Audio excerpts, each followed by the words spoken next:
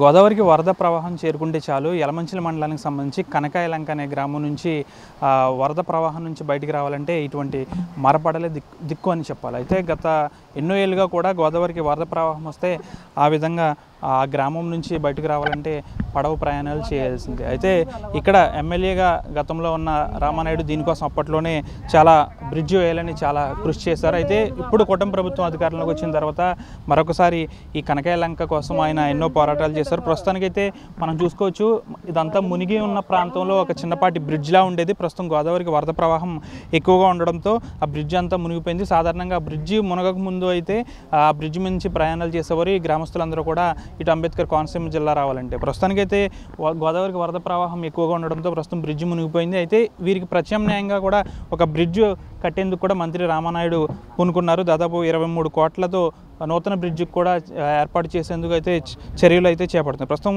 గ్రామస్తులు ఉన్నారు, వారిని అడిగి తెలుసుకుందాం. అంటే మీ గతంలో వరద వస్తే మీ ఊరు నుంచి బయటికి రావాలంటే చాలా ఇబ్బందులు, ఇప్పుడు కూడా ఇబ్బంది మరపడవల నుంచి. అంటే ఇప్పుడు బ్రిడ్జ్ అంటున్నారు, ఎప్పటికి పూర్తి అవుద్ది ఏంటి? ఆల్రెడీ జియో వచ్చేసిందండి.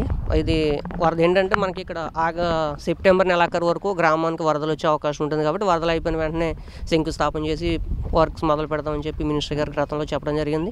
ఎందుకంటే మా గ్రామానికి రామానాయుడు గారు చేసినటువంటి మేలు గ్రామ ప్రజల మీద మేము మర్చిపోలేమండి. ఎందుకంటే ఆయన మొట్టమొదటిసారి ఎమ్మెల్యే అయినప్పుడు ఇదే విధంగా వరదలు వస్తాయి. అప్పుడు మినిస్టర్గా ఉన్నటువంటి పీతల సుజాత గారు అలాగే గోకరాజు గంగరాజు గారు వచ్చి అక్కడ మీటింగ్ పెట్టినప్పుడు ఆయనే అన్నారండి, ఈ గ్రామానికి 55 అడుగులు వచ్చినా కూడా ఈ విధంగా ఇబ్బంది లేకుండా ఉండాలంటే బ్రిడ్జ్ నిర్మించితే బాగుంటుందని చెప్పి ఆ రోజు మినిస్టర్ గారికి అలాగే ఎంపీ గారికి చెప్పడం జరిగిందండి. ఆ రోజు నుంచి కూడా ఆయన ప్రయత్నాలు చేస్తూనే ఉన్నారు. కాకపోతే ఏంటంటే సమయం అనుకూలించలేదు. అలాగే మధ్యలో గవర్నమెంట్ మారిపోవడం వల్ల అది జరగలేదండి. కూటమి ప్రభుత్వం వచ్చిన వెంటనే కూడా రామానాయుడు గారు మా యొక్క గ్రామ ప్రజల అదృష్టం ఏంటంటే ఆయనకి సంబంధించినటువంటి మినిస్టర్ ఆయనకి రావటం, దానివల్ల ఏంటంటే మా గ్రామానికి 23 కోట్ల చిల్లరతోటి శాంక్షన్ జరిగినాయండి.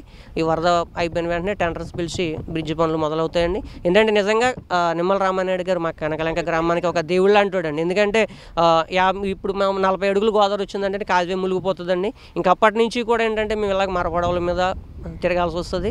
ఏంటంటే మాకు ఇది కొంచెం భయంకరమే. కాకపోతే ఏంటంటే మాకు ఇంకొక మార్గం లేదు. ఎందుకంటే మేము నిత్యావసర సరుకులు కానీ లేకపోతే పిల్లల చదువులు కానీ ఏం కావాలన్నా కూడా ఈస్ట్ గోదావరి వెళ్ళాల్సినటువంటి పరిస్థితి. దానివల్ల ఏంటంటే మాకు అవకాశం లేక మేము పడవల మీద దాటాల్సి వస్తుంది. కానీ ఏంటంటే ఆ బ్రిడ్జ్ అయిపోతే మాత్రం నిజంగా మాకు చాలా ఉపకారం అవుతుందండి. ఎందుకంటే కనకాలంక గ్రామ ప్రజలు ఎప్పటికీ కూడా మినిస్టర్ గారిని మేము మర్చిపోలేమండి. ఎందుకంటే ఆయన చేసిన మేలు ఎటువంటిది. ఆయన మా మీద ఆయన ఎంతో దృష్టి పెట్టి 23 కోట్లు ఏంటంటే మాది గ్రామము 2000 ఓటింగ్ ఉంటుందండి. 20 ఓటింగ్ ఉన్నటువంటి గ్రామానికి 23 కోట్లు చిల్లర తేవడం అంటే అది సామాన్యమైన విషయం కాదు.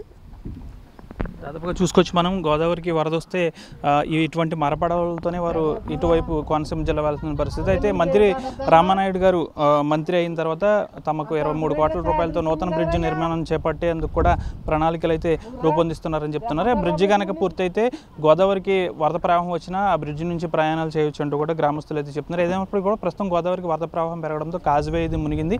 ఈ గ్రామం నుంచి బయటకు రావాలంటే చాలు మరపడవల నుంచి అయితే ప్రయాణాలు చేస్తున్నారు. అయితే ఈ రామానాయుడు శాంక్షన్ చేసిన 23 కోట్ల రూపాయలతో బ్రిడ్జ్ అనేది పూర్తయితే మాకు ఈ తిప్పలు తప్పుతాయని అయితే గ్రామస్తులు అయితే చెప్తున్నారు. Video journalist శేఖర్తో Manoj, RTV, Kanakayalanka గ్రామం నుంచి. తెలుగులో ఫాస్టెస్ట్ న్యూస్ ఇప్పుడు కొత్త అవతారంలో 5 సెకండ్లోనే పూర్తి వార్తా సమాచారం మీ చేతిలో. సోషల్ మీడియా ట్రెండ్స్ మీ కళ్ళ ముందుకే live TV and voice search ఆప్షన్స్తో ఇప్పుడే డౌన్లోడ్ చేయండి. యాప్ లింక్ డిస్క్రిప్షన్లో ఉంది.